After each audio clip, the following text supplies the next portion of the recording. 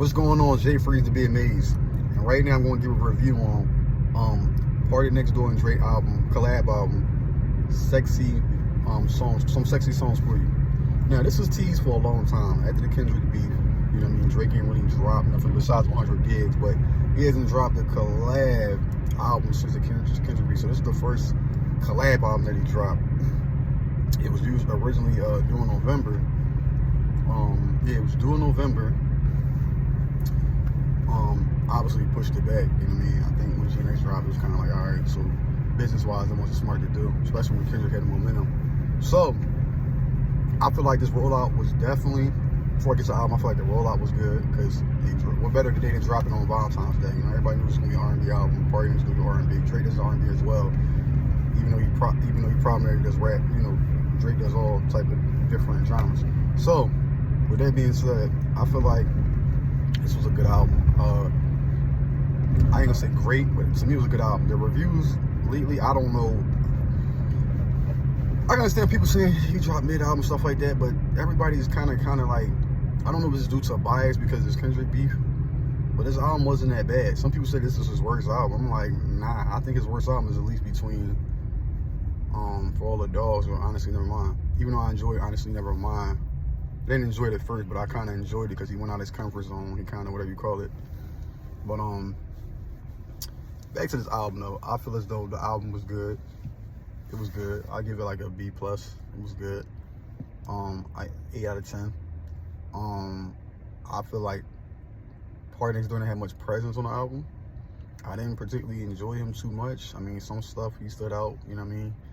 But he didn't really stood out to me like that. The song Deep was okay. Like PARTYNEXTDOOR only had like one song compared to Drake had like 6 songs. Like, and I noticed like he did that. Like he done it with Her Loss too with 21 Savage. Like I think he had like 4, something like that on Her Loss. Savage only had like 1 song. I don't know what's up with that. Like it was a collab, bro. It's like, bro, I don't, you know what I mean? I don't know what was the method, the reason behind that, because when he did Future, the mixtape he did with Future, the collab mixtape, you know, that was more of a collab. Like it was kind of equal. Like Future had 1 record, Jersey, and Drake had a 30 for 30 freestyle. So, which I still like think is his best collab project to this day. Like if I had to rate it, it would be What a Time to Be Alive, Her Loss, and then some sexy songs for you. So, like I said, I think the production was good. I like the nostalgia on it, how he sampled the real her on Spider-Man and Superman. Like I said, I like the samples he used. I think the lyrics was good. I just felt like I can understand people saying it felt like a Drake project featuring PARTYNEXTDOOR. Like I said, PARTYNEXTDOOR didn't have a great presence on there. Like similar to what 21 Savage. 21 Savage didn't have a heavy presence on Her Loss. So, but either way, man, it's an alley-oop. You know what I mean? And for them to still pull what? I think they projected to pull 250 first week. And because this album wasn't dropping on UMG, I think his last album was going to drop UMG. I'm looking forward to that. I'm looking forward because he said, you know, like I said, it's a collab project. I didn't really have no high expectations as a Drake fan. I didn't have no high expectations on this album. It's a collab album, like I said, with PARTYNEXTDOOR.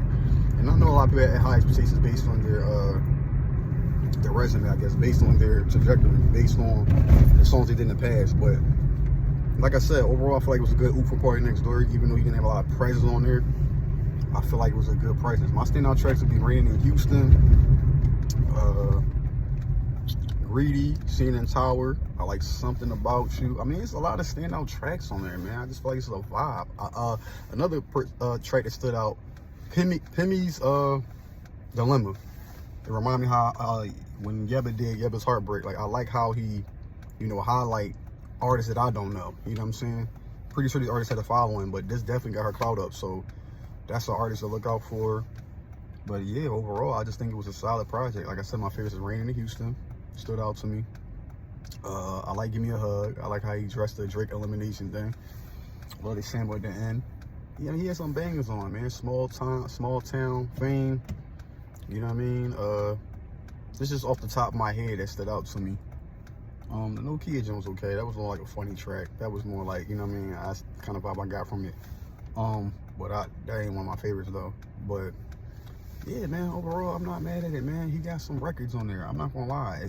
A lot of it was reminiscent. Kind of give me some CLB vibes a little bit.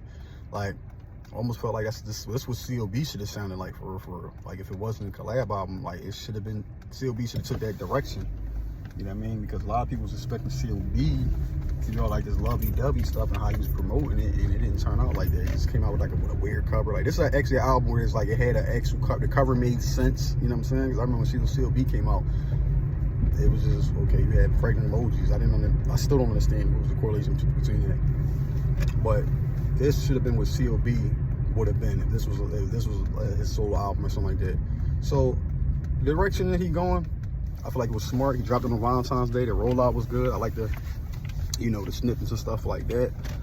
How he was promoting and rollout, because he don't really have to, Drake don't have to do no big rollout. So I'm interested to see what he's gonna do next for a solo, because I believe this was his last project on UMG. That's a whole nother topic though, as far as the lawsuit and all that. That's a whole nother topic. Like I said, this is just my review. So that's pretty much my analysis on that. I feel like the reviews that they've been getting, I don't feel like I just feel like a lot, it's just biased in my opinion. I just feel like it's very biased. And if y'all disagree, just let me know y'all thoughts, you know what I mean? But everybody's entitled to an opinion. But yeah, we over and we out.